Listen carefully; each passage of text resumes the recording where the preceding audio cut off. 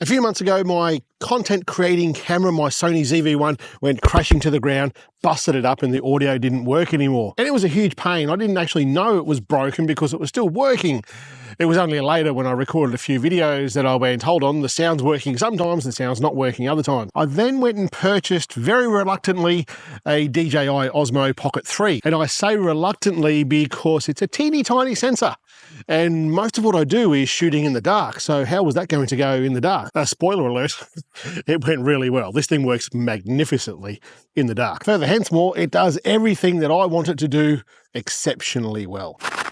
Tracking, low light, and it's super fast to turn on and get recording. However, there was really something that's always bothered me about this budget entry-level sort of content creator camera. That is macro. It doesn't do macro well at all. And to better understand my frustration around this, some of you know that I keep bees. Bees are crucial to the environment. They're good for pollination. They're great for agriculture. They are great for biodiversity. They do so much for our environment. So being able to photograph and video my bees is kind of important to me. Freewell to the rescue. These guys have come through for me. The team over at Freewell make photography accessories for all sorts of things, action cameras, drones, regular cameras, all sorts of things. And they've now made another range of things for the DJI Osmo Pocket 3, including an anamorphic lens, a wide angle lens, and a macro lens. In that kit, you also get some ND filters that work hand in hand with the anamorphic lens. The anamorphic lens is a 1.1 times zoom, and you might think, well, other ones do 1.5, but you got to remember that the Pocket 3 has its own little gimbal head, so it's got to take a bit of weight, and when you get to 1.1, it starts getting a little bit, oh, I'm okay with that, but to get above that, and it's going to get heavy, and it just doesn't work very well with the gimbal head. So 1.1 is going to give us those nice little blue lines.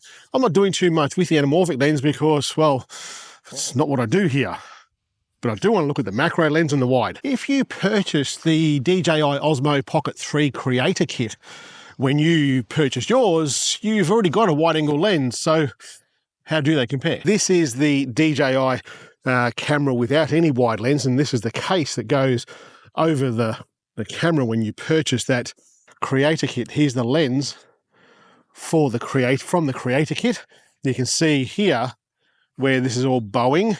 Just see how wide that gets when I use the Freewell gear. So I'll take the DJI one off. These just magnetically attach, and put the Freewell one on. And you can see there, it's not warped as much as what the DJI one is, but I don't think it's too bad at all. I think for vlogging and stuff, this is going to work quite well. If I'll take this off, then the way that these work is that the Freewell ones, you've got to mount the macro lens and the wide. And something that I came across accidentally, I suppose, was you can actually swap those two around to put them the opposite way they're meant to go. And it gives you a nice little vignette sort of tunnel look about it, which is kind of, well, interesting. I guess it gets a little bit more of a creative flair. The macro lens that works here, and the way that I'm going to use it with these bees here, they're over here. I don't want to get too close because they're not too happy this morning. But what you want to do with these macro lenses is get really close. It's 40 mils. So that's like, what's that, probably 1.5 freedom units, I suppose, 1.5 inches from the subject. And the focal plane that the macro has is really, really small. And when I've done testing on this, I've seen that the outside of it is a little bit out of focus, if you like. There's like a bit of a band around the outside. It's almost like a focusing vignette, and the inside is super, super sharp.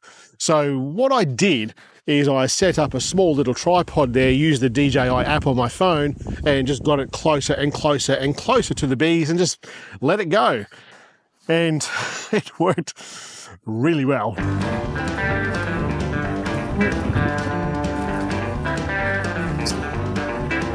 Tell me what you think. I reckon around the edges it's pretty soft, but we are talking about a camera that's got a teeny tiny sensor, and it's on a gimbal, and the focal plane is very, very, very narrow. So in the right circumstances, this is very useful for if you're a content creator and you're reviewing products and you want that nice close detail that you get from a macro lens. This could well be something that you want to get.